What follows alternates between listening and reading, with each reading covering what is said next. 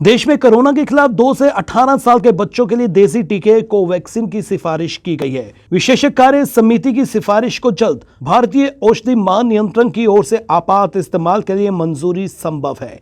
इससे पहले जायडस कैडिला के डीएनए आधारित टीके को 12 वर्ष या उससे अधिक आयु वर्ग के लिए आपात इस्तेमाल की मंजूरी मिल चुकी है, पर इसे अभी टीकाकरण में शामिल नहीं किया गया है।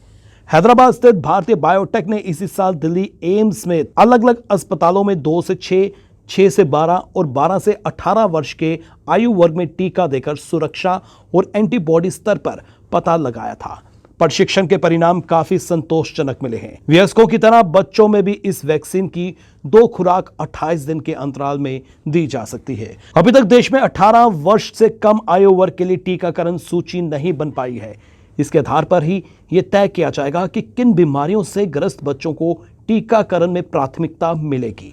स्वास्थ्य मंत्रालय के सूत्रों के अनुसार वयस्क आबादी का टीकाकरण पूरा होने के बाद ही बच्चों का टीकाकरण शुरू करने की तैयारी है। भारतीय बायोटेक ने एक बयान जारी करते हुए कहा कि 2 से 18 आयु वर्ग के लिए यह दुनिया का पहला टीका है। अनुमति मिलते ही इसका उत्पादन शुरू हो जाएगा। दर्शकों, आपको बता देंगे कोविड-19 पर विषय विशेषज्ञ समिति एससीसी ने डेटा की जांच की है और सोमवार को ईयूए के आवेदन पर विचार विमर्श किया है। एससीसी की सिफारिशों में कहा गया कि विस्तृत विचार विमर्श के बाद इस समिति ने कुछ शर्तों के अधीन आपातकालीन स्थितियों में प्रतिबंधित उपयोग के लिए 2 से 18 वर्ष के आयु वर्ग के लिए टीके के बाजार प्राधिकरण को मंजूरी देने की सिफारिश की है। सिफारिशों को अंतिम मंजूरी के लिए डीसीजीआई को भेज दिया गया है। यदि डीसीजीआई द्वारा अनुमोदित किया जाता है तो ये जायडस कैडिला की सुई मुक्त कोविड-19 वैक्सीन ज़ैवकोव डी के बाद 18 वर्ष से कम उम्र के लोगों में उपयोग के लिए ईयूए प्राप्त करने वाला दूसरा टीका होगा।